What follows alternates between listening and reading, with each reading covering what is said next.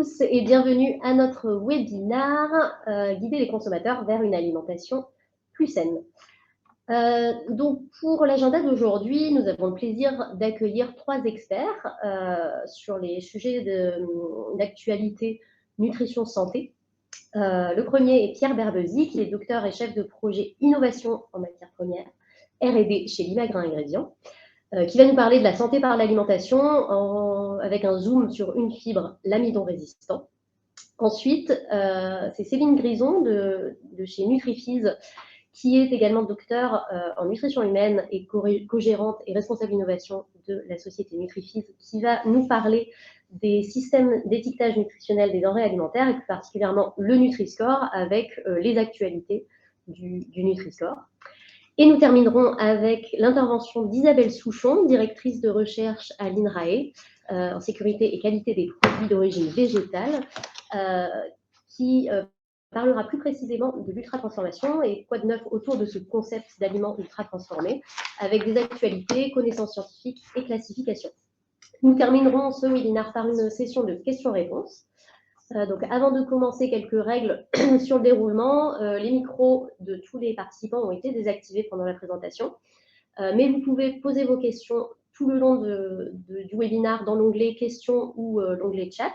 Nous essaierons de répondre à toutes les questions à la fin du webinaire.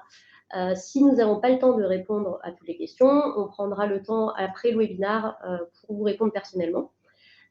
Et bien sûr, la présentation PowerPoint PDF sera envoyée à tout le monde après le webinaire et vous aurez également accès au replay sur YouTube. Donc, avant de commencer, on souhaitait faire un petit sondage avant de lancer le sujet sur l'amidon résistant de Pierre.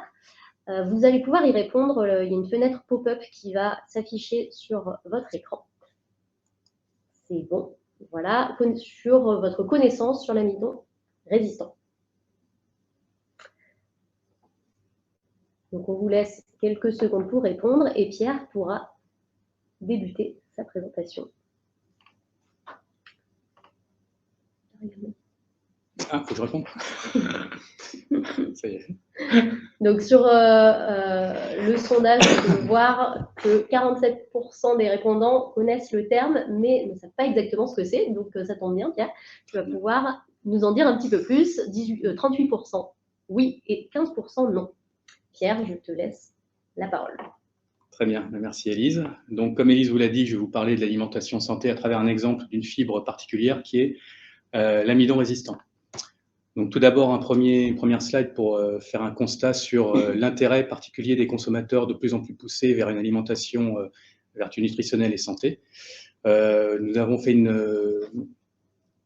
une étude, une enquête avec le Credoc et Limagrain Ingrédients qui a montré qu'au niveau européen, c'était particulièrement pointu et que, par exemple, la nutrition santé était le premier des critères d'achat devant les autres, et ceci de loin. Alors, pour développer des produits en alimentation santé, nous avons plusieurs leviers possibles. Donc, il y en a 3 qui sont principaux. Le premier, c'est bien sûr d'ajouter des ingrédients qui ont des bénéfices santé qui sont avérés. Alors, je pourrais vous parler des fibres, bien sûr, avec des allégations de santé sur le bien-être intestinal, ou encore sur la réponse glycémique lorsqu'on parle d'une fibre particulière comme l'amidon résistant. On peut rajouter des protéines végétales puisque la végétalisation de l'alimentation est quand même une préoccupation majeure. Et ensuite, rajouter des vitamines, par exemple, pour améliorer l'immunité. Une autre voie d'amélioration, c'est par celle des recettes, en supprimant ou en diminuant des aliments qui sont, des produits qui sont considérés comme étant un peu moins bénéfiques pour la santé, comme des produits qui seraient moins gras, moins sucrés et moins salés. Et puis ensuite, on peut agir sur le troisième levier, qui est la naturalité, en développant des ingrédients clean label qui viendraient remplacer des additifs, ou encore sur la transformation des aliments, en développant des aliments qui seraient moins transformés. Pour ce sujet-là, Isabelle vous en parlera longuement tout à l'heure. Alors, je vous ai parlé des fibres, donc on va expliciter un petit peu ce qu'est une fibre. Donc, il y a une définition qui est bien documentée dans le Codex Alimentarius. Une fibre, c'est un polymère de glucides qui va traverser le petit intestin, qui n'est pas soumis à une digestion à ce niveau-là, mais qui va arriver au niveau du côlon. Et dans ce côlon, elles seront soit fermentées par le microbiote, soit avoir un impact plutôt de nettoyage. Je m'explique. Par exemple, le microbiote, vous savez qu'il y a beaucoup de bactéries de levure dans le côlon. Il y en a 1000 milliards, par exemple, ce qui représente 1 à 2 kilos de bactéries dans le côlon. Donc ces bactéries, elles vivent, elles meurent, et il est essentiel de bien dégager tout ce qui est produit de bactéries mortes, en fait, puisque sinon ça va avoir des effets sur la putréfaction dans le côlon. Enfin bref, je vous passe les détails. Donc c'est pour ça qu'il est intéressant de manger des fibres qui vont pouvoir avoir cet effet de balayage et de nettoyage du côlon. Et à côté de ça, vous allez avoir des fibres qui vont être fermentescibles, fermentées par ce microbiote, et qui vont pouvoir produire des métabolites qui vont être utilisés par la suite comme métabolites d'intérêt, que ce soit au niveau de l'immunité ou de la santé intestinale. Je reviendrai un petit peu plus dessus tout à l'heure. Alors, les bénéfices d'une alimentation plus riche en fibres sont nombreux. Bon, on a déjà parlé de la santé intestinale, vous avez quelques exemples ici. Ça a aussi un impact sur les risques des maladies cardiovasculaires, en les réduisant.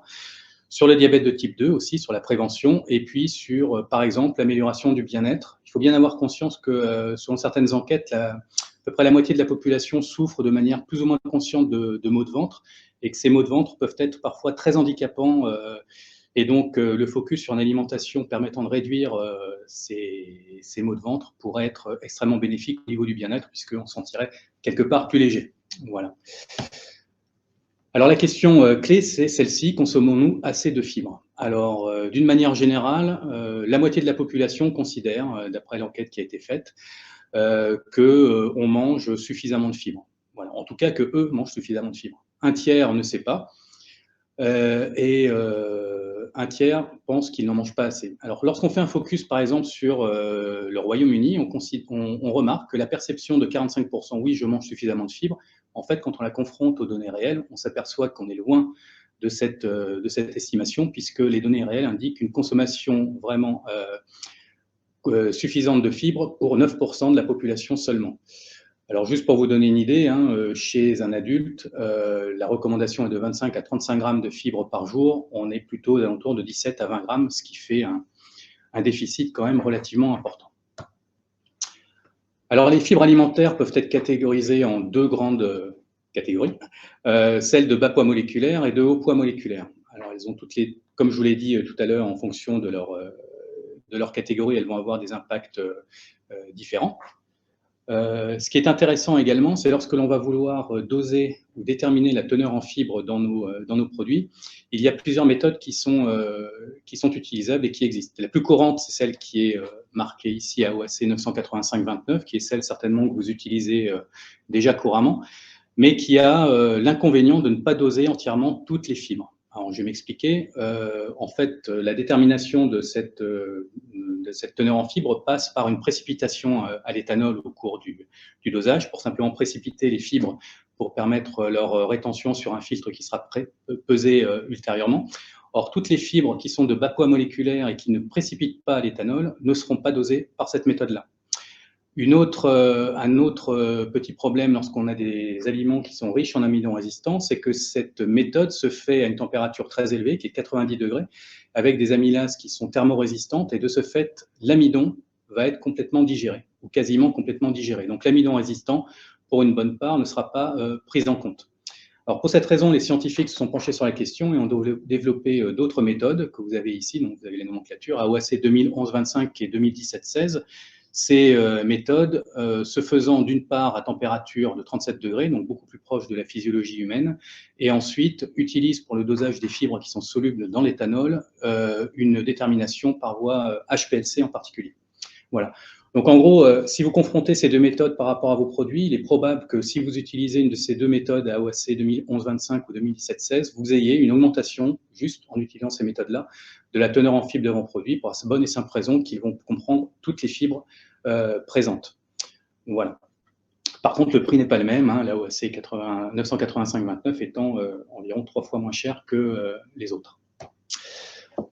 Alors, je vous ai parlé de l'amidon résistant, et c'est un petit peu le sujet de ce talk-là. Donc, l'amidon résistant, c'est un amidon qui est résistant à la digestion. En fait, c'est un polymère de glucose, comme l'amidon standard, mais qui, par certaines conformations ou certaines situations, va devenir résistant. Alors, vous avez 5 types d'amidon résistants. Le premier, c'est l'amidon qui est physiquement inaccessible à la digestion, c'est-à-dire qu'il est comme quelque sorte encapsulé. Imaginez un granule d'amidon encapsulé dans une graine. Il va passer simplement à travers tout le transit intestinal et éviter d'être dégradé par les amylases. Voilà. Ensuite, vous avez l'amidon résistant type 2, qui est celui qui est particulièrement intéressant pour notre part, je vous en dirai quelques mots tout à l'heure, qui est un amidon natif avec une structure particulière, par exemple une teneur en amylose très élevée, qui va lui conférer des structures physico-chimiques, enfin des propriétés physico-chimiques qui vont le rendre inattaquable par les amylases que nous avons. Ensuite, vous avez l'amidon résistant type 3, qui lui est un amidon résistant relativement répandu, de par la structure, hein, je ne parle pas au niveau quantité bien sûr, c'est simplement l'amidon lorsqu'il est gélatinisé, et bien celui-ci lorsqu'il va refroidir va rétrograder, en particulier les chaînes longues d'amylopectine ou alors les chaînes linéaires d'amylose. Donc ça va former une espèce de gel qui sera encore une fois résistant à la digestion. Ensuite, vous avez un quatrième type qui est l'amidon modifié chimiquement. En général, c'est des amidons sur lesquels sont greffés des groupements phosphates, par exemple. Et qui vont être de ce fait avoir une modification au niveau de l'hydrolyse par les amylases. Enfin, la 5e catégorie, et on va finir avec ça, c'est l'amidon qui est complexé avec des lipides, en particulier acide palmitique, et encore une fois, cette complexation va rendre difficile la digestion par les amylases. Voilà. Donc l'amidon résistant, alors, il possède de nombreux bénéfices. Alors le premier, comme vous l'avez compris, c'est une fibre. Donc lorsque vous allez substituer de l'amidon classique avec de l'amidon résistant, vous allez avoir de facto une augmentation en fibres. Ensuite, de par son caractère résistant à la digestion, vous allez contrôler la glycémie postprandiale après le repas, c'est-à-dire que d'un amidon standard va être hydrolysé assez rapidement finalement par les amylases, et les unités glucose vont se retrouver dans le sang, ce qui va entraîner un pic de votre glycémie. Or, si vous substituez une partie de cet amidon avec de l'amidon résistant, bien évidemment, ce pic sera plus faible, moins important, de même que la sécrétion d'insuline. Ensuite, il y a quelque chose qui est intéressant, c'est la bonne tolérance digestive de l'amidon résistant, parce que l'amidon résistant, c'est une fibre qui a été consommée pendant très longtemps dans l'alimentation, qui est tombée un petit peu en désuétude, entre guillemets, du fait du changement de paradigme au niveau du régime alimentaire, puisque lorsque nous sommes passés d'un régime plutôt carné, riche en protéines animales et plutôt riche en graisse, on a un peu délaissé tout ce qui était consommation à base de glucides, amidon et en particulier le pain.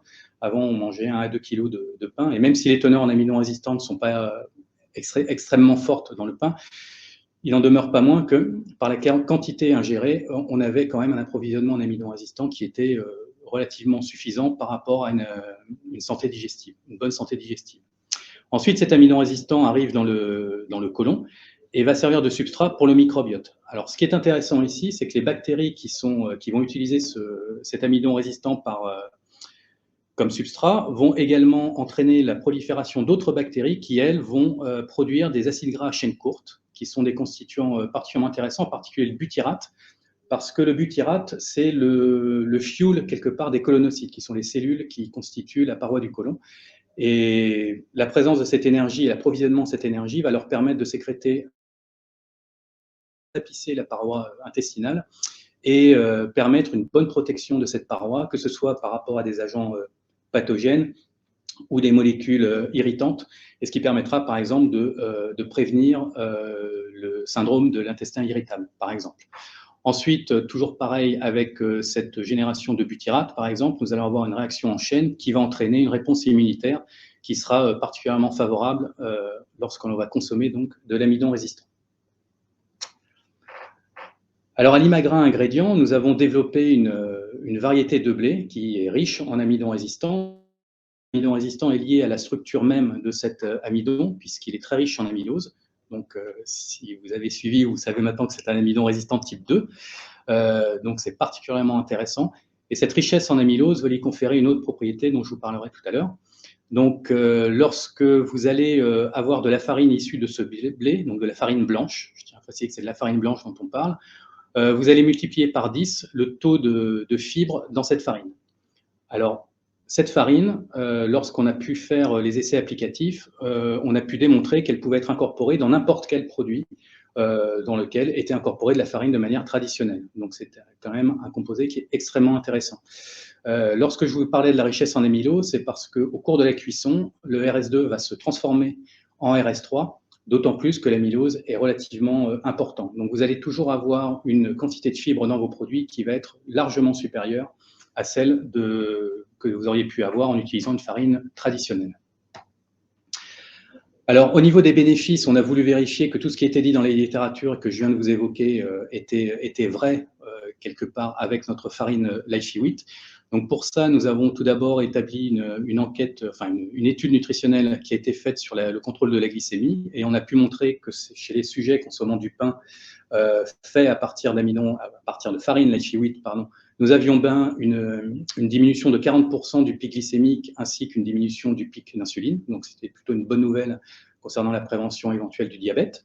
Ensuite, nous avons effectué une autre étude nutritionnelle où l'on a pu démontrer l'aspect sur la santé intestinale, avec tout d'abord des sujets qui ont ingéré des produits contenant de la farine high amylose ou Lychee Wheat à hauteur de 15 grammes d'amidon résistant par jour. Et on a pu montrer que, d'une part, c'était bien toléré au niveau digestif. Les gens étaient particulièrement contents même de consommer, plus contents d'ailleurs, de consommer des produits contenant de la farine Lychee Wheat. Mais on avait aussi, comme attendu, un impact au niveau du microbiote avec une production d'environ 20% supplémentaire de butyrate, cette fameuse molécule dont je vous ai déjà parlé. Et cerise sur le gâteau, on a pu montrer également qu'un marqueur inflammatoire diminuait, ce qui tente à prouver que notre farine est particulièrement utile pour la santé intestinale. Nous avons d'autres études en cours pour démontrer les bénéfices santé de cette farine Lychee Wheat, et en particulier une étude est en cours sur la démonstration de l'immunité au niveau de l'immunité intestinale et des propriétés anti-inflammatoires avec l'Université de Clermont et de Pharmacie de Clermont, avec les unités MEDIS et Écrin, où nous allons tester les résultats de la fermentation du microbiote sur des cellules, des cultures cellulaires humaines. Voilà. Et ensuite, bien sûr, ce qui est très important, c'est qu'on a pu vérifier que le remplacement de la farine Lychee Wheat, que le remplacement de la farine traditionnelle par de la farine Lychee Wheat contribuait à combler le manque de fibres, comme le montre cette recette ici, où vous avez la comparaison pour un pain blanc standard et un pain blanc contenant 60% de farine Lychee Wheat. Vous avez des teneurs en fibres qui sont à 7%. Alors, cela montre aussi un autre intérêt, c'est que le Nutri-Score qui est indiqué en bas est amélioré, puisqu'on va passer à un Nutri-Score de niveau B à un Nutri-Score de niveau A. Donc, tout ça, ce sont les bénéfices de l'utilisation de la farine Lychee Wheat. Alors, quant au Nutri-Score, bah, vous allez avoir un intervenant, qui est Céline, qui va vous parler du Nutri-Score et de son évolution au cours des âges, si je puis dire. Voilà, je vous remercie de votre attention. Merci beaucoup, Pierre. Alors, donc, si vous avez des questions au sujet de l'amidon résistant et de la présentation de Pierre, n'hésitez pas à les poser dans le chat. Je rappelle pour les intervenants qui sont arrivés un peu plus tard, on les prendra à la fin de ce webinaire. Avant de passer à la partie sur le Nutri-Score de Céline, on vous propose un nouveau petit sondage au sujet du Nutri-Score qui va arriver dès maintenant. Est-ce que l'amélioration du Nutri-Score fait partie aujourd'hui de vos axes de développement? Et si oui, est-ce que c'est plutôt sur les nouveaux produits ou vraiment sur une refonte de votre gamme existante plus des nouveaux produits? On vous laisse quelques secondes pour répondre. Et Céline, je vous laisse la parole.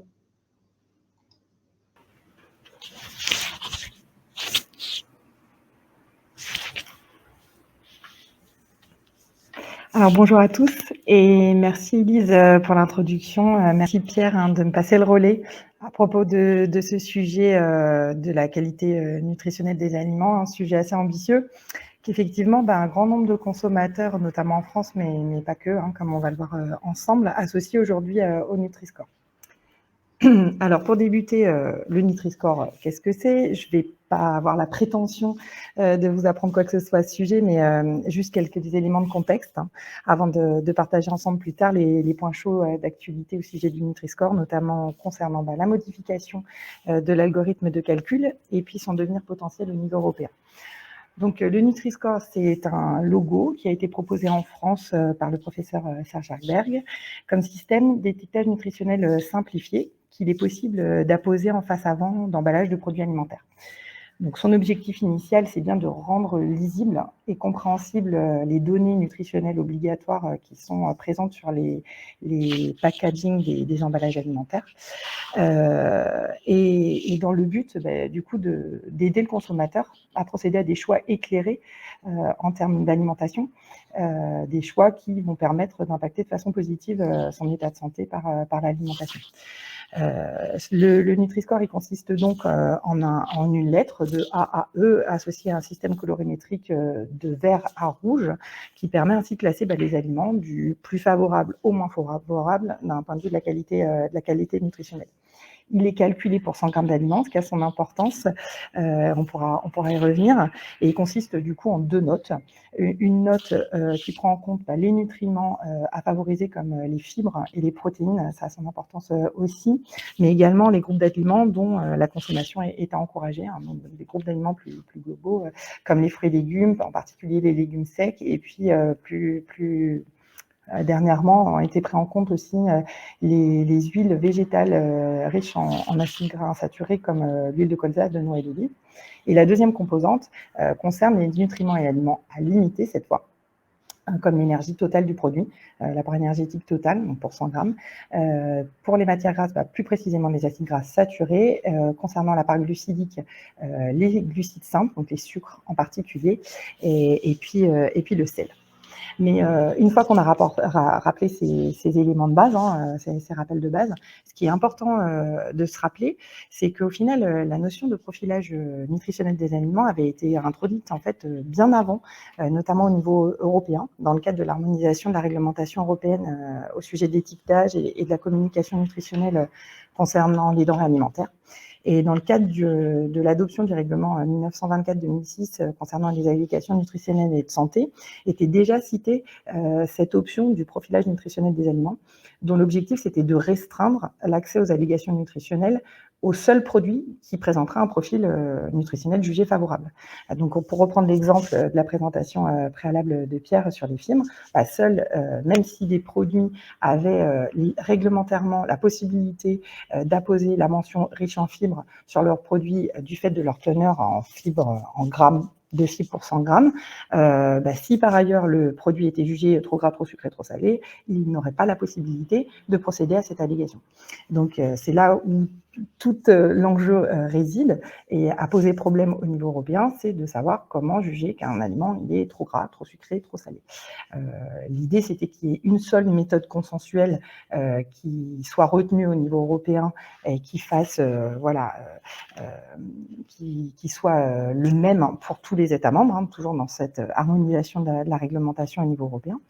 Mais au final, plusieurs modèles de profilage nutritionnel des aliments étant proposés dans ces dernières années, comme par exemple le Saint-Lim ou encore les Traffic Light ou Feu Tricolore au UK, et le Nutri-Score également, mais aucun modèle au niveau européen n'a remporté l'adhésion de l'ensemble des parties prenantes à date, et le chantier restait en suspens. Donc du coup, indépendamment de ce statu quo au niveau européen, les travaux de recherche de l'équipe du professeur Hagberg ont abouti à proposer le Nutri-Score et surtout à œuvrer pour son adoption en France. Et c'est notamment œuvrer pour son adoption dans le cadre du projet de modernisation de la loi de santé, en France. Et à partir de ce moment-là, le Nutri-Score a fait l'objet vraiment d'un processus de validation, que ce soit du fait suite au retour d'expertise, au rapport d'expertise de l'ANSES ou du Haut Conseil de santé publique, mais également grâce à la mise en œuvre pour la première fois d'une étude scientifique en conditions réelles d'achat, ce qui était assez innovant, qui comparait du coup le Nutri-Score à d'autres scores envisageables. Et les résultats de cette étude en faveur qui se sont révélés en faveur du Nutri-Score, de la supériorité du Nutri-Score pour améliorer en fait l'information nutritionnelle aux consommateurs, ont permis d'appuyer sa notification au niveau européen. et qui a validé, l'Union européenne, que son usage, l'usage du Nutri-Score en France, était conforme à la réglementation sur l'information des consommateurs, hein, la réglementation INCO et la réglementation sur les allégations nutritionnelles et santé. Donc à partir de là, la France a légiféré fin 2017 pour acter que si des industriels souhaitaient mettre en avant un système d'étiquetage nutritionnel simplifié sur leur pack, ils devaient le faire, ils n'étaient pas obligés de le faire, mais s'ils voulaient le faire, ils devaient le faire au format et selon le mode de calcul du Nutri-Score.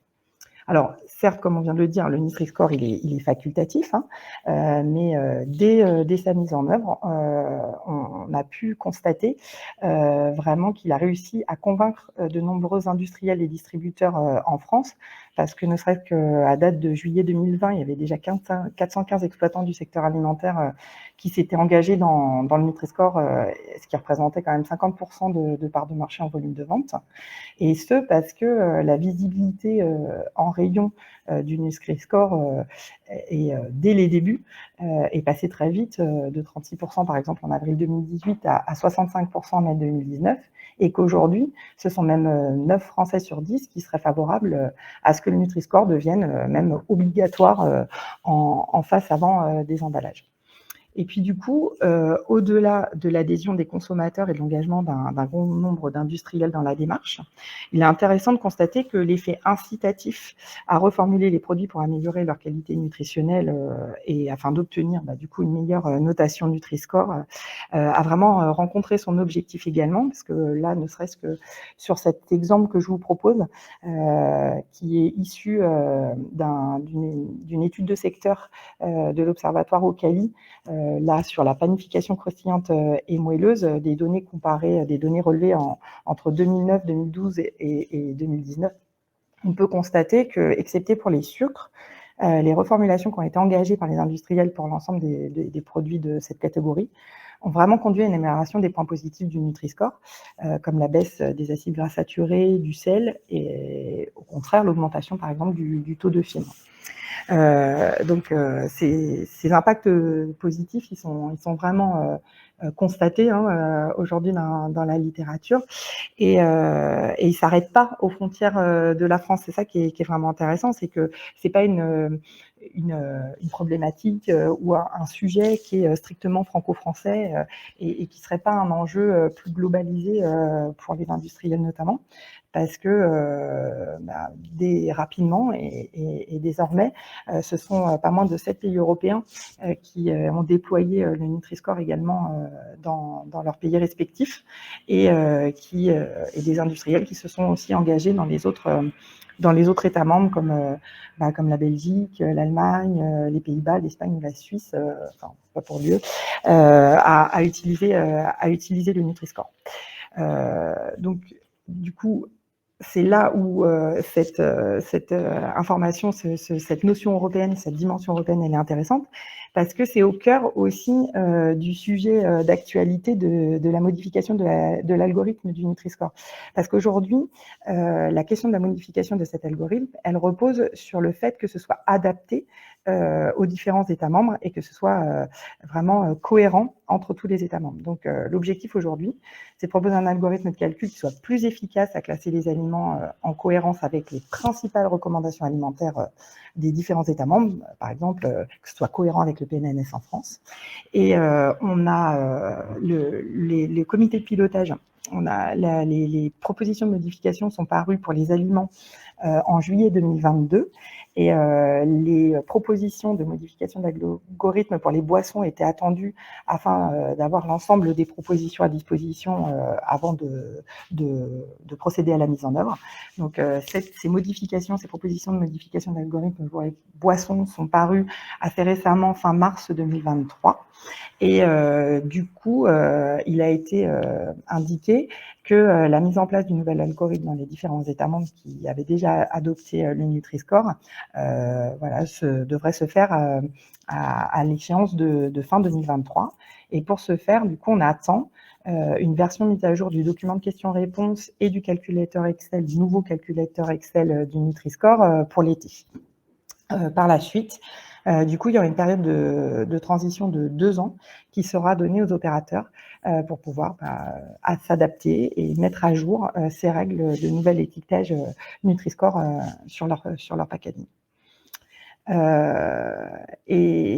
Du coup, c'est sûr que ces évolutions de l'algorithme et ces évolutions qui prennent en compte énormément la dimension européenne, et la dimension d'adaptation et de cohérence au niveau des différents États membres européens, ouvrent de nouveau, pour reboucler avec l'introduction du départ, ouvre de nouveau un petit peu la question de savoir si le Nutri-Score ne pourrait pas devenir aussi le système de profilage nutritionnel utilisé dans le cadre des allégations nutritionnelles et de santé, dans le cadre de ce qui était prévu au règlement 1924-2006. Alors, il y a eu un avis de l'EFSA au sujet de l'étiquetage nutritionnel en face avant des emballages alimentaires et sur les profils nutritionnels plus généralement, qui est paru en avril 2022, qui a été complété aussi de façon plus à l'international par un rapport de l'OMS en octobre. Dans ce cadre de ce travail, de cet avis de l'EFSA, les experts de l'EFSA sont effectivement penchés sur les nutriments consommés en excès ou insuffisamment dans la plupart des pays européens. Essayer de faire vraiment un peu cet état des connaissances des facteurs des dénominateurs communs. Ils sont revenus sur l'évidence, sur le fait que oui, les acides gras saturés, le sel, les sucres ajoutés, les sucres simples ajoutés étaient consommés en excès et qu'un système de profilage nutritionnel devait forcément en tenir compte. Par contre, sur d'autres éléments, comme par exemple les protéines, ils ont mis un petit peu ils ont été un petit peu plus dans l'expectative de savoir si les protéines pouvaient avoir un effet bénéfique en soi, pouvaient avoir en elles-mêmes sur la qualité nutritionnelle et sur le lien entre alimentation et santé. Et par ailleurs, ils ont évoqué que d'autres nutriments d'intérêt, notamment des micronutriments, ce qui n'est pas le cas à l'heure actuelle, ce qui n'est pas pris en compte à l'heure actuelle dans le calcul, par exemple, du Nutri-Score, pourrait être intéressant à prendre en compte dans un système de profilage nutritionnel, comme par exemple pour le calcium ou pour le fer. Alors, ce qu'on constate surtout, c'est qu'à l'issue de ce nouvel avis des experts de l'EFSA, on n'a toujours pas de proposition législative de la Commission européenne pour clore ce chapitre et pour finir de statuer sur cette notion de profilage nutritionnel et notamment en lien avec les allégations nutritionnelles et de santé. C'était attendu pour fin 2022 et ça a été de nouveau reporté à 2023. Et dans ce cadre-là, tout récemment, c'est intéressant de voir que 320 scientifiques se sont mobilisés dans une tribune au Monde, le 11 mai dernier, si je ne me trompe pas, refait part de l'intérêt et ont acté de nouveau de l'intérêt d'un point de vue de santé publique et d'un point de vue de l'impact sur la santé des consommateurs du Nutri-Score. Et l'idée, c'était vraiment de faire passer le message et d'essayer d'influer sur le calendrier et faire en sorte que la Commission européenne, de nouveau, ne joue pas la montre et ne renie pas ses engagements à avancer sur ce chapitre, sur cette notion de profilage nutritionnel des aliments pour l'étiquetage nutritionnel simplifié et pour les allégations nutritionnelles et de santé. Donc il y a vraiment un engagement fort autour de la volonté d'avancer sur ce sujet-là et notamment sur la pertinence potentielle que pourrait représenter le Nutri-Score dans ce cas. Donc certes, en conclusion, le Nutri-Score est un score avec sa part d'arbitraire, comme tous les scores, il n'y a pas de score parfait. Je pense que effectivement dans la présentation à suivre d'Isabelle Souchon, on y reviendra sur d'autres aspects de scoring. Mais dès à présent, effectivement, on peut penser à d'autres évolutions à venir qui pourraient être intéressantes à prendre en compte dans le cadre de l'évolution de l'algorithme du Nutri-Score. Voilà, prendre en compte d'autres nutriments d'intérêt, comme les oméga 3, on n'en a pas parlé, comme du coup les micronutriments, calcium, fer, mais aussi peut-être d'autres à évoquer. Mais ce qui est sûr aussi, c'est qu'il y a d'autres caractéristiques qui peuvent avoir un impact santé en termes d'alimentation. C'est certain que la qualité nutritionnelle d'un aliment, elle ne se limite pas aux nutriments présents ou pas et en quelle quantité. Il y a d'autres notions qui émergent et qui sont hyper intéressantes et qui sont très documentées scientifiquement sur le lien entre alimentation et santé, comme le degré de transformation des aliments, à savoir voilà, les types d'ingrédients, le sourcing des ingrédients utilisés dans la recette, et puis par exemple aussi le nombre et le type d'additifs. Donc finalement, un score, ce score, le simple Nutri-Score pour déterminer la complexité de la qualité nutritionnelle d'un aliment, et même au-delà de ça, d'un régime alimentaire, certainement que le Nutri-Score ne se suffit pas à lui tout seul, ne se suffit pas en lui-même, et que des démarches complémentaires sont à mener. Et en tout cas, qu'il est hyper intéressant, important de s'intéresser à d'autres démarches et à d'autres voilà, paradigmes, prismes de lecture qui sont proposés aujourd'hui dans la littérature scientifique, comme le degré de transformation des aliments, dont va nous parler par la suite Isabelle Souchon. Voilà, je vous remercie pour votre attention, et puis je reste bien sûr ouverte aux questions à la fin du webinaire. Merci beaucoup, Céline. Alors, avant de commencer la dernière intervention d'Isabelle, on a un dernier sondage à vous proposer sur le concept des aliments transformés, pour savoir si vous prenez en compte cette notion d'aliments ultra transformés et d'ultra transformation dans la conception et le développement de vos produits. On vous laisse encore une fois quelques secondes pour répondre, et je laisse la parole à Isabelle.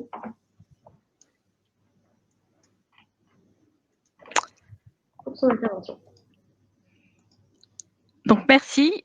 Voilà, merci d'abord à Ali Magrin Ingrédients et puis à Nutrifis pour cette invitation qui me permet finalement de vous présenter nos questionnements, nous chercheurs, autour de ce concept d'aliments ultra transformés, et puis de partager les connaissances scientifiques aujourd'hui, et vous faire part des travaux que l'on va engager sur ces questions-là. Donc, pour démarrer cette présentation, le premier point, c'est pourquoi classer les aliments selon leur niveau de transformation? D'abord, c'est des constats, hein, que nos modes de vie ont beaucoup évolué. L'offre alimentaire a également évolué. Elle est devenue plus complexe, avec moins de temps passé en cuisine. Et en parallèle, on a vu apparaître des liens entre l'alimentation et la santé, notamment avec la prévalence du syndrome métabolique, hein, qui a fortement augmenté dans de nombreux pays, en lien avec l'évolution de l'offre alimentaire et de mode de vie. Ce que l'on sait également, et ce que partage l'ensemble de la communauté scientifique, hein, quels que soient les domaines disciplinaires, c'est qu'un aliment ne peut être résumé à la simple somme de ses nutriments, et que la façon dont on transforme les aliments va moduler également sa structure, hein. On parle aussi de matrice alimentaire, c'est-à-dire l'organisation des différents constituants des aliments aux différentes échelles, et les interactions entre ces constituants. Donc ici, pour illustrer, hein, et pour faire écho également à la présentation de Pierre, si on regarde la fabrication du pain, hein, et notamment les étapes de pétrissage et de fermentation, l'intensité du pétrissage, la durée de fermentation va jouer sur la densité des pains, densité ici que vous voyez écrit en blanc, hein, dans les barres grises, et qu'on voit que cette densité, qui est également l'épaisseur de la paroi alvéolaire de la mie de pain, va jouer sur l'indice glycémique de ces produits. Donc sur des produits qui auront des compositions nutritionnelles très similaires, par le procédé, on peut moduler également un indice glycémique en jouant sur les interactions sur l'état de l'amidon et les interactions dans la matrice. Donc voilà, si le procédé a un impact, il faut aller au-delà d'un profilage nutritionnel, hein, et on a eu besoin d'indicateurs pour caractériser de façon plus globale la qualité des régimes. Et pour ça, dès les années 2009-2010, des scientifiques du domaine de la nutrition, hein, ont proposé des classifications selon le niveau de transformation. Alors il y en a une qui est très connue, que vous devez connaître, qui est la classification NOVA, dont on entend parler de plus en plus, et qui est utilisée, hein, aujourd'hui en termes de recommandations en France, puisque la réduction de limiter la consommation d'aliments ultra transformés fait partie des recommandations. Donc ces classifications, alors je rappelle ici peut-être la classification NOVA pour ceux qui la connaissent pas. Elle, catégorise les aliments en 4 groupes. Le groupe des aliments qui sont non processés ou minimalement processés, hein. Il s'agit donc des procédés, simples qui vont permettre de récupérer la partie comestible, des matières premières. Il y a ensuite les ingrédients culinaires, hein, comme le sel, le sucre, l'huile. Les aliments processés qui sont finalement un assemblage entre des aliments catégorie 1 plus des ingrédients culinaires catégorie 2. On va retrouver, des conserves, on va retrouver le pain et cetera. Et puis enfin les aliments ultra processés, qui, si je résume de façon simple ce que dit, Montero, hein, qui est, l'initiateur, hein, celui qui a développé la classification NOVA, c'est finalement, des aliments qui contiendraient dans la liste des ingrédients qu'on n'aurait pas dans notre cuisine. Donc il parle d'additifs cosmétiques, on parle, d'ingrédients, enfin également d'aliments hyper palatables qui sont, riches, en calories. Quand on regarde ces classifications, ce qu'on peut dire, c'est qu'elles sont souvent multidimensionnelles. Elles vont mélanger à la fois des questions de procédés, de transformation, à la fois de formulation, hein, comme on le voit dans ce groupe ultra transformé. Et c'est très bien décrit, dans ces 2 références ici, hein, Sadler et Hall et collaborateurs en 2021 et un article dans lequel j'ai contribué, dans les cahiers de nutrition. Ce que l'on peut voir dans ce volet un peu multidimensionnel de ces classifications, c'est qu'elles vont se baser à la fois sur l'ampleur des transformations, comme sur la nature des changements, comme sur le lieu de transformation, que ça soit, industriel, artisanal, domestique ou local, ou l'objectif des transformations. Donc on peut, voir si on a un aliment par exemple, naturel, on parle d'aliments complets ou, fractionnés, hein, qu'on va pouvoir réassembler et on va définir comme ça le concept d'aliments ultra transformés. Dans ce tableau, j'ai repris les différentes classifications qui ont été proposées dans la littérature et remis, dans les différentes dimensions, hein, qui sont prises en compte. Donc si vous regardez la classification NOVA, elle prend beaucoup de dimensions puisque le mode de transformation est pris en compte, le fait que ça soit un procédé traditionnel ou pas. Je prends par exemple l'exemple de la torréfaction, qui est un procédé traditionnel. Pour la classification NOVA, on est dans la catégorie des produits minimalement transformés, donc catégorie 1. On a le type d'opération unitaire, également pris en compte, les additifs, la formulation, c'est-à-dire le nombre d'ingrédients. Il est également dit qu'au-delà de 5 ingrédients, on va vers la catégorie des aliments ultra transformés. Par contre, la dimension nutritionnelle n'est pas prise en compte, hein, ici c'est en rouge et l'usage, le fait que ça soit un aliment prêt à l'emploi, c'est également un critère pour aller vers cette catégorie, d'aliments ultra transformés. Parmi les autres classifications, il y a la classification proposée par l'université de Caroline du Nord, la UNC ici, l'avant-dernière ligne, où, elle va s'appuyer sur la classification NOVA, mais a proposé des améliorations pour, justement éviter, des a priori sur certaines opérations unitaires, à savoir si c'est traditionnel ou pas traditionnel et a proposé des matrices, avec de nombreux exemples, pour, classer, pour aider à classer par grande catégorie, d'aliments. Et puis enfin en France, hein, il y a une classification que vous connaissez peut-être, mais qui est complètement différente des autres classifications puisque c'est un modèle, privé pour aider les industriels, qui est la classification SIGA et qui s'appuie sur NOVA en combinant à la fois des nombres, de marqueurs dits d'ultra-transformation et également, un volet nutritionnel. Ici, c'est la seule classification qui combine également, la notion voilà, de transformation avec un volet nutritionnel. Alors cette classification, NOVA, ce qui est compliqué, c'est que ce n'est pas, contrairement au Nutri-Score, un algorithme avec des règles claires, transparentes, applicables par tous. C'est finalement des règles avec des exemples, parfois certains exemples qui peuvent contredire certaines règles et puis pas de golden standard finalement qui nous aiderait à classer. Donc, j'ai participé à des travaux ici où je vous montre, ce qui a été enfin les résultats de l'étude, hein, qui montraient que finalement la classification Nova n'était pas robuste, hein, puisqu'on a demandé à des experts de différents domaines, du domaine de la santé, des domaines des sciences des aliments, des technologues, des domaines de la nutrition, des scientifiques en nutrition ou des industriels de domaine de la R&D, à classer 2 listes d'aliments, des aliments dits spécifiques où il y avait, la liste des ingrédients et des aliments génériques tels qu'on utilise dans des questionnaires de fréquence de consommation, sans, liste d'ingrédients. Et ce qu'on a pu voir, c'est qu'il y avait une faible concordance entre les experts entre eux pour classer, hein, avec un faible indicateur ici de 0,37 et que même si on donnait la liste des ingrédients, qui peut être un indicateur pour aider à classer quand on connaît la classification Nova, on n'avait pas une meilleure concordance entre les experts.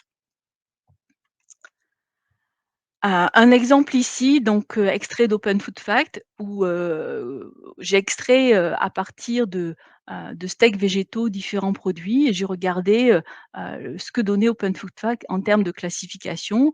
Donc certains produits sont Nova 4, hein, on voit des zoolas protéiques, ou du gluten de blé, voilà, qui sont typiquement des ingrédients qu'on n'a pas dans notre cuisine, issus d'un fractionnement, donc qui sont Nova 4, mais d'autres produits comme celui-ci ici, qui est en Nova 3, où on va avoir des protéines végétales réhydratées, des protéines de pois, mais pourtant sera aussi en Nova 3. Donc voilà, pourquoi c'est en Nova 3? Pourquoi c'est en Nova 4? Ça montre bien que c'est pas forcément une classification très robuste. Alors, transformation ou nutrition, voilà, que donne, l'analyse de l'offre alimentaire, notamment en France, hein. Donc j'ai pris, des travaux, issus de l'équipe SIGA, hein, avec les travaux de Ebner et collaborateurs en 2022, où vous retrouvez le code couleur du Nutri-Score et dans chaque groupe du Nutri-Score, SIGA a regardé les marqueurs dits d'ultra transformation. Donc le AMUP, c'est les additifs et le NA, hein, c'est les marqueurs d'ultra transformation non additifs, tels que par exemple les amidons modifiés, ou encore, les isolats protéiques. Donc ce qu'on voit, c'est que, en moyenne, on voit bien que plus l'aliment a un mauvais Nutri-Score, lorsqu'on va vers D et E, bah, ce nombre de marqueurs de transformation semble augmenter légèrement, hein. Donc on semblerait que dans la catégorie A et B, on a moins de marqueurs d'ultra-transformation. Sur la cohorte Nutrinet, les travaux de Srour et al. En 2019 nous montrent, eux, que, c'est dans la catégorie, des aliments avec un mauvais Nutri-Score de type D ou E qu'on a la proportion la plus importante d'aliments ultra transformés puisqu'on est à 85 pour la catégorie E, alors qu'on est à 24 pour la catégorie A. Ce qu'on voit, c'est qu'on n'a pas enfin, il y a un recoupement partiel, hein, entre Nutri-Score et classification Nova, mais que ces 2 classifications ne nous disent pas forcément les mêmes choses. Hem, donc un travail récent, hein, qui a été réalisé, par l'équipe de Serge Edberg, enfin de Mathilde Touvier maintenant, hein, à l'ERN, hein, nous montre clairement ici que, quand ils ont analysé, la qualité des régimes alimentaires en regardant leur adéquation aux recommandations nutritionnelles et qui regardent, l'effet, de la classification Nova, l'effet de la qualité nutritionnelle ou les effets croisés, on voit que, c'est bien les 2, c'est bien un effet global, hein, on va dire procédé et composition, nutritionnelle qui sont à considérer. Alors, c'est à considérer pourquoi? Parce qu'en fait, il y a énormément d'études dans la littérature qui montrent les liens entre la consommation de produits ultra transformés et la santé. Alors, je vous ai dit que cette classification Nova, elle n'était pas robuste, hein, mais le fait que l'ensemble des travaux arrivent aux mêmes conclusions, travaux faits sur des cohortes différentes, dans différents pays, on ne peut plus aujourd'hui ne pas être questionné par mais que nous dit cette classification Nova? Alors, j'ai repris ici une revue de la littérature, hein, de 2022 où il y a 47 études prospectives qui ont été analysées. On voit dans les différents pays que la consommation d'aliments ultra transformés exprimée en calories et peut être très importante. En France, on est autour de 30, on est après pas loin de 60 aux États-Unis. Et les liens de la consommation de ces aliments ultra transformés à la santé, ben, on a vu des liens à l'obésité, au cancer, sur différentes cohortes, que ça soit Nutrinet Santé en France ou la cohorte EPIC, la cohorte E3N, à l'échelle européenne, que ça soit pour des maladies cardiovasculaires, le diabète de type 2, les dépressions, la mortalité. Donc il y a énormément de liens, à la santé. Différentes hypothèses sont proposées dans la littérature. Elles sont présentées ici sur ce schéma, que ça soit lié à des effets, on va dire structure du produit, matrice, avec, des effets, directement liés au procédé ou des effets liés à la structure, à des vitesses d'ingestion, à des vitesses de digestion, que ça soit des qualités nutritionnelles qui sont moins importantes, à la présence de contaminants, notamment liés aux emballages, par exemple, la présence d'additifs ou d'autres ingrédients industriels ou d'autres contaminants liés au procédé tels que, les composés non formés. Tout ça sont des hypothèses qui sont mises en avant, mais pour lesquelles on n'a pas encore les réponses. Et on pourrait de mon point de vue, rajouter encore d'autres hypothèses, telles que les auxiliaires technologiques, ou le microbiote de l'aliment, et cetera. Alors sur les marqueurs, les biomarqueurs, on va dire, hein, on commence à voir de façon récente, hein, certains éléments de la littérature, notamment par exemple ici, les phtalates, hein, où on voit que les consommateurs qui ont, une consommation importante d'aliments ultra transformés ont dans leurs urines, des résidus de phtalates plus importants. De façon plus récente ici, 2 papiers, qui parlent de marqueurs, de type, acides gras, saturés tels que, l'acide, élaïque ou au contraire des marqueurs issus, des arômes de fumée, hein, tels que le 4-méthylcérigol-sulfate, où, ils ont montré également que, une consommation d'aliments, ultra transformés était associée à ces biomarqueurs, hein, plus importants chez les consommateurs. Alors, d'un point de vue politique de santé publique, voilà, que nous dit Nova? Je vous ai dit en début de présentation que, depuis 2019, on avait une recommandation qui était donnée, qu'il est recommandé de limiter les boissons sucrées, les aliments gras, sucrés, salés et ultra transformés. Donc on voit bien que ce concept d'ultra transformé associé à la classification Nova, est déjà dans nos politiques de santé publique. Dans d'autres pays, on ne parle pas d'ultra transformé, mais on parle il faut favoriser, les aliments préparés soi-même. Donc ça pose question, qu'est-ce qu'on doit faire au-delà, de cette recommandation? Donc il y a, régulièrement des auditions, donc la plus récente est celle au Sénat, hein, de scientifiques sur ce sujet-là, et je vous invite à lire, les conclusions de cette audition, hein, en disant qu'on avait assez d'éléments aujourd'hui pour appliquer cette recommandation en termes de santé publique, et notamment d'afficher cette information, sur, les aliments, et ce qui est proposé notamment par les 350 scientifiques dans l'évolution du Nutri-score, ça serait d'encadrer en noir le Nutri-score et d'indiquer quand un aliment est ultra transformé. Je vous invite également, si ça vous intéresse, à regarder les débats qu'il y a eu dans la JCN, hein, en juin 2022, pour savoir si ce concept d'aliment ultra transformé est intéressant, en termes de politique de santé publique. Alors il y a le pendant du oui, hein, qui est la position de Carlos Montero, qui nous dit que, ces liens entre consommation et santé sont largement démontrés, hein, consommation de produits ultra transformés, et que même s'il y avait besoin de recherches supplémentaires, parce qu'on ne connaît pas tous les mécanismes, ça n'empêche pas que c'est un bon outil de politique de santé publique et nécessaire parce que le profilage nutritionnel est insuffisant. Et puis, il y a d'autres, chercheurs qui disent qu'au contraire, que ça apporte pas grand-chose parce que finalement, on combine à la fois un volet nutritionnel et d'autres dimensions, et qu'elle est contraire, cette classification, elle est contre-productive pour résoudre les principaux défis de la production alimentaire mondiale, heu, notamment en termes de durabilité de l'alimentation. Donc, quelques éléments de conclusion.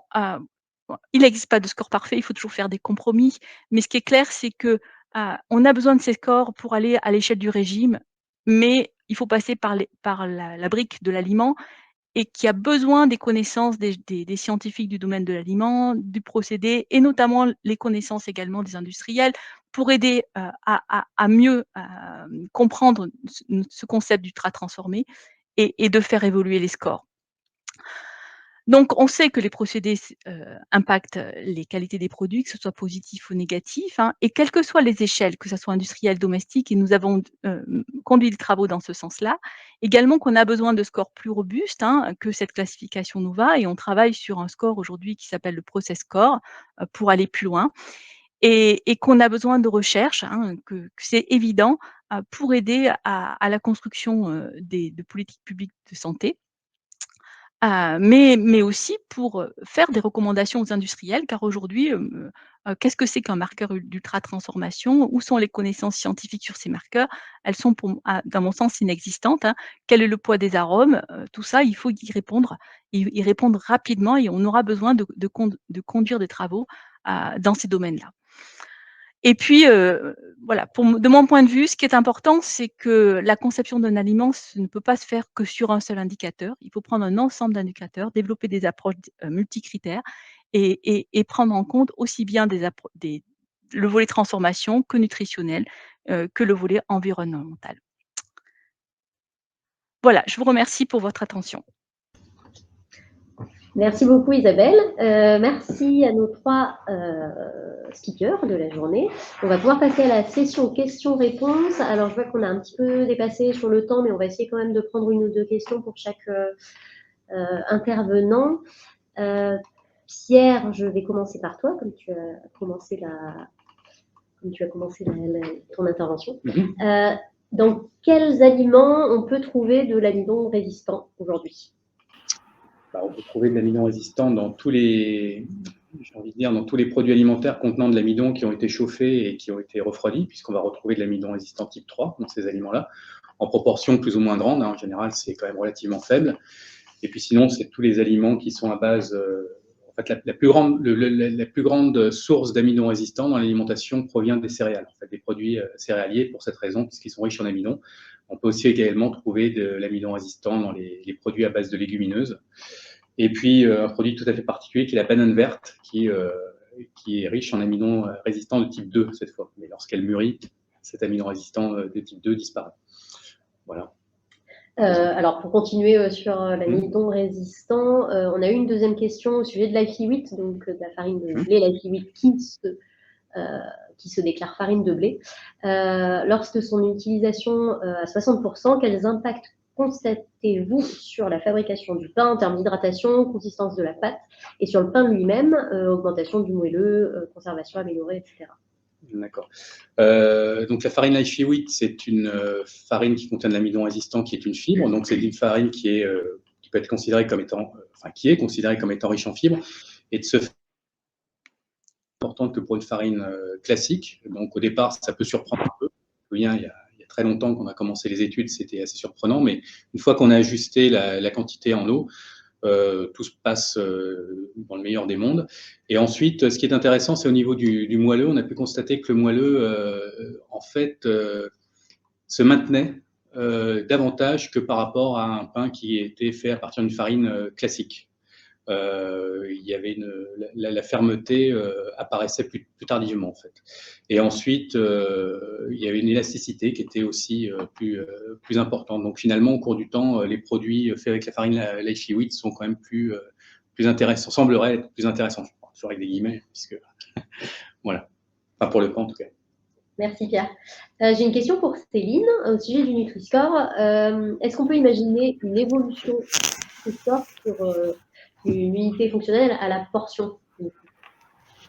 Alors, est-ce qu'on peut l'imaginer en termes de faisabilité technique? Je serais bien je serais bien en difficulté de répondre parce que c'est un sacré casse-tête. Mais en termes de pertinence, oui, clairement, parce que c'est vrai que, comme on l'a évoqué, le calcul du Nutri-Score aujourd'hui se fait pour 100 grammes d'aliments. Or, on ne consomme pas 100 grammes de tous les groupes d'aliments. Et d'où un petit peu la critique qui peut être faite aussi des fois au Nutri-Score de ne pas favoriser des produits traditionnels, par exemple comme le fromage, qui sont systématiquement classés D ou E, alors qu'ils sont des produits traditionnels qui, pour le coup, souvent ne sont pas ultra transformés.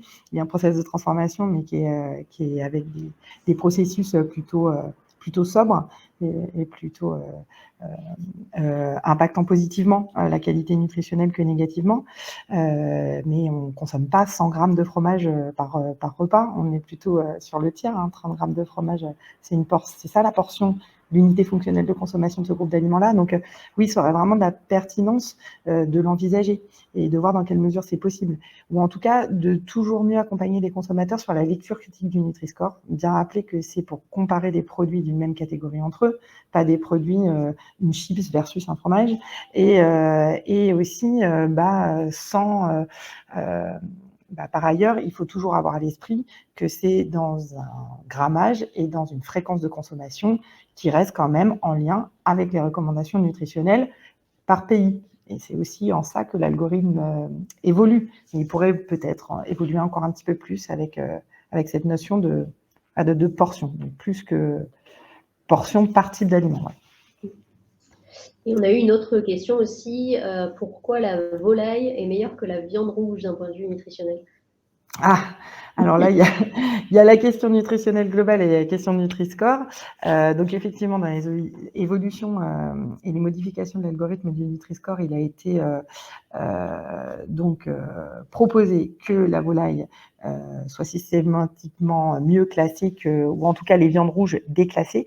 Donc ça, c'est assez naturellement en lien avec les recommandations de santé publique dans la plupart des États membres à l'encontre de la consommation dans des quantités trop importantes de viande rouge et de viande transformée. Donc viande rouge, porc compris, mais pas volaille. Donc la volaille sort vraiment de cette catégorie de produits de viande, et notamment par rapport à teneur en fer héminique, donc qui pourrait avoir un lien avec le risque cardiovasculaire ou le cancer. Pour autant, il n'y a pas la prise en compte du fer héminique ou d'autres micronutriments, comme on l'a dit aussi dans la présentation dans le cadre du Nutri-Score, et c'est indirectement que, par exemple, le calcium ou le fer est apprécié par rapport aux paramètres protéines. Donc du coup, il y a un calcul un peu savant qui a été fait pour dire que 75% du fer, le ratio fer-protéines dans les viandes pourrait être de l'ordre de 75%. Et donc le calcul, ça a été de dire sur le paramètre protéines, au-delà de 2 points, on compte plus de points supplémentaires pour les viandes, alors que ce n'est pas le cas pour la volaille. Voilà. Donc il y a vraiment eu un calcul savant dont je peux vous donner le détail en off, mais qui a essayé de faire en sorte de prendre en compte que les viandes rouges et les viandes transformées, il y avait quand même des rapports sur une certaine quantité portion, là pour le coup, à ne pas dépasser en consommation journalière et hebdomadaire pour limiter le risque de maladies cardiovasculaires et de cancer. Okay. Versus la volaille qui ne pose pas cette problématique-là. Merci Céline. Une question pour Isabelle. Est-ce que la saisine de l'ANSES va encadrer la définition de l'aliment ultra transformé et donc arrêter de se baser sur les notations pas très claires de Nova notamment? Oui, dans le cahier des charges de cette saisine, il y a bien un volet sur un travail sur toutes les classifications, un travail sur toutes les opérations unitaires et ce qu'on sait dans la littérature sur leur impact sur les qualités des produits. Donc tout ça doit être pris en compte, hein, mais le volet santé, le lien à la santé, c'est vrai que c'est beaucoup basé sur Nova. Il y a, alors je vous ai pas montré, voilà, tous les travaux de la littérature, hein, mais selon les classifications utilisées, on retrouve pas forcément les mêmes corrélations. Donc tout ça va être examiné, dans la saisine, hein, voilà. Mais ce concept d'ultra transformé, c'est vrai que il va falloir le décortiquer. La saisine fera avec les données qu'elle a de la littérature. D'accord. Et on avait eu aussi comme question, est-ce que le process de mouture est considéré comme de l'ultra-transformation? Alors le concept de le procédé de mouture, hein, si on regarde, exactement dans les termes qui sont donnés, dans la classification Nova, donc c'est tout ce qui est en lien avec le broyage, hein, on va être soit, selon comment on lit la classification, soit en classification 1, soit en classification 2, donc ingrédients culinaires, parce qu'elle est, enfin, c'est donné également ces opérations-là, sur ces 2 classes. Après, si on regarde, dire: «Bah oui, quand je fais, un concentrat protéique, par exemple, par voie sèche, hein, où je vais broyer et puis, éliminer certaines parties. Là, je vais, selon ce que je fais, je vais me retrouver dans la classification, 4, donc ultra transformée, heu, alors que c'est des opérations très similaires. Donc voilà, il faut bien lire, et comme il y a pas de gold standard, hein, ou de référence, bah, chacun l'interprète, heu, un peu comme il peut. D'accord. Merci Isabelle. Merci à nos 3 experts pour ces présentations de qualité. Alors, on a eu d'autres questions pendant le webinaire. On prendra le soin de répondre à chacune d'entre elles après, donc une fois qu'on aura terminé ce webinaire. Vous aurez accès à la présentation PDF ainsi qu'au replay qui sera disponible sur YouTube.